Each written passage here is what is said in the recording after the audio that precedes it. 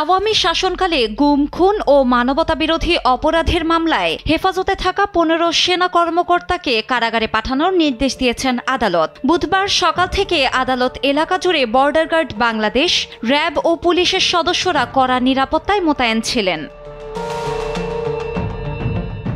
অভিযুক্ত সেনা কর্মকর্তাদের একটি সবুজ রঙের প্রিজন ভ্যানে করে ট্রাইব্যুনাল প্রাঙ্গণে আনা হয়।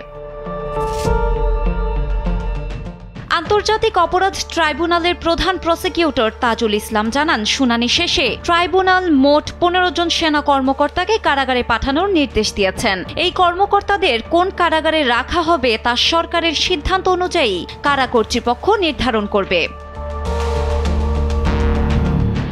বুধবার ৩টি মামলার অগ্রগতি পর্যালোচনা করা হয়েছে। মামলায় অভিযুক্ত রয়েছেন ২৫ বর্তমান ও সাবেক সেনা কর্মকর্তা সহ মোট ৩২ জন। এদিকে সেনা কর্মকর্তাদের ট্রাইব্যুনালে হাজির করা ঘিরে রাজধানীর কাকরাইল, মৎস্য ভবন, পল্টন সহ বিভিন্ন গুরুত্বপূর্ণ স্থানে সতর্ক অবস্থানে দেখা যায় আইন শৃঙ্খলা রক্ষাকারী বাহিনীগুলোকে। ডেস্ক রিপোর্ট, সময়ের আলো।